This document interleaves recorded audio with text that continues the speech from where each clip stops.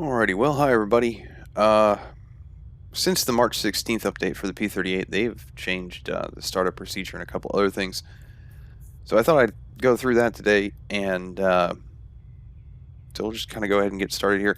Now, if you have the marketplace version for the P-38, I'm not sure if they have actually updated that yet, so you might not have to worry about any of this yet. But we'll go ahead and flip on the fuel pumps.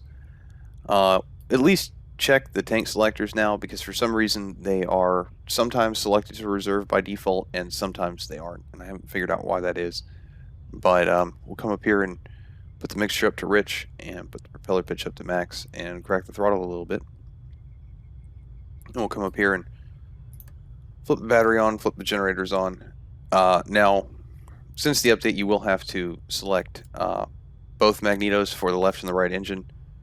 Before, they were already set to that by default, and then flip the master ignition switch here, which I think used to be titled master magneto switch. And they've changed kind of how you prime the engine, or at least what you can get away with in priming the engine. And then they have, for the most part, they've basically just reversed the starter switches up here. So we'll go ahead and hold this down for a couple of seconds.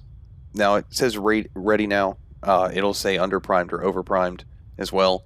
If you do manage to flood the engine though, it's probably just going to be better to restart it. The manual or whatever says that you can open the throttle up and you can let the fuel evaporate, but that can honestly take up to about 10 minutes, so it's probably just faster to restart it. And we'll come up here to the start left engine, the left switch for the starter, and we'll hold it forward for about 4 seconds, maybe 5, and then flip over here and engage the left engine. Then we'll repeat the same process for the right.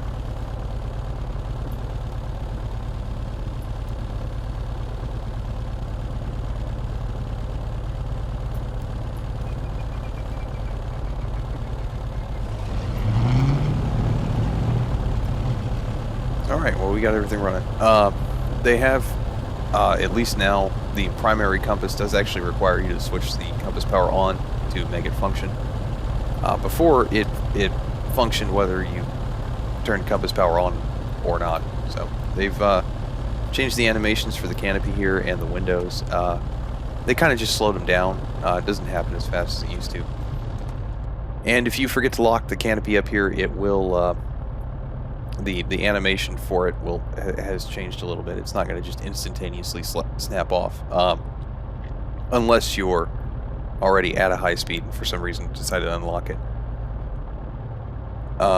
Now, it has been a while since I've flown this plane, but it does seem like they really improved the propeller animations here. And as far as the interior here, they kind of updated the all the gauges and everything. They do seem to be a little bit easier to read, and they say they made them look more authentic. Let's see. As far as anything that's kind of visual, one of the things I will show off here in a minute, and I'm not entirely sure if this came with this update or it's just something I never noticed, but the turbine exhaust, or the exhaust turbine, or whatever this is out here, will now glow orange when it gets hot. So it kind of looks like headers on an engine when the engine's running. They've kind of updated the flight model a little bit. It does seem to roll a little bit faster, and they have added the ability for you to switch off the aileron boost down here, so you can turn it off now if you want. I don't know why you would, other than maybe there's a reason for it, but I don't know why you would just turn it off to turn it off. But the sort of damage model has been changed a little bit. As far as I can tell, if you've been flying this thing with damage on, you shouldn't really have any problem. You're not going to probably have to do anything different than you did before. But you might want to pay attention to the RPM a little bit more up here, and maybe your oil and coolant temperatures. But they added this little, what I'm going to call a chart here. So if any one of these percentages hit like 100%, then it'll pretty much fail the engine. Now, I haven't messed with carburetor icing here, so I don't know how this actually functions. It's, you know, there are no clouds and it's pretty sunny, so I haven't run into it yet. So I'm not entirely sure how that functions now, but most of it's pretty much the same. Now, they say they redesigned hypoxia and the oxygen system, or at least they say they redesigned the oxygen system. As far as I can tell, they redesigned it out of existence. So I took the plane up to about 22,000 feet and stayed up there for a while. Didn't seem to suffer any of the effects of hypoxia. So I'm not sure what they actually did to it, but it doesn't seem to be here anymore, which is a little bit unfortunate because I did kind of think that was a neat feature. And see, I'm trying to think. If you want to see the full changelog, it's on maybe the third to last page, I think, of the manual. And I mean, they added lift and drag, a little bit more lift and drag to the dive brakes. They made it a little bit easier to land. Not that I thought it was all that difficult to land in the first place, but and they kind of changed some of the sounds. When the engine, when the throttle's at 0, the engines sound a lot better when you're outside. Again, not like they sounded poor before or anything like that. So, and they added some different sort of ground tire effects. The way the gear retract and has a slightly different animation and some new sounds to it. So you really kind of hear the gear doors close and everything kind of like lock into position. You really hear that now.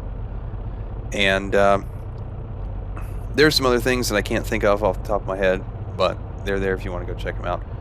So we'll see if I can do this on the ground, but we'll go ahead and throttle up here and heat up the turbine exhaust over there. Let's see if we can get it to glow red, glow orange. Oh, we're moving. Guess we won't be able to really see this in the daytime. There we go. So that's what that looks like.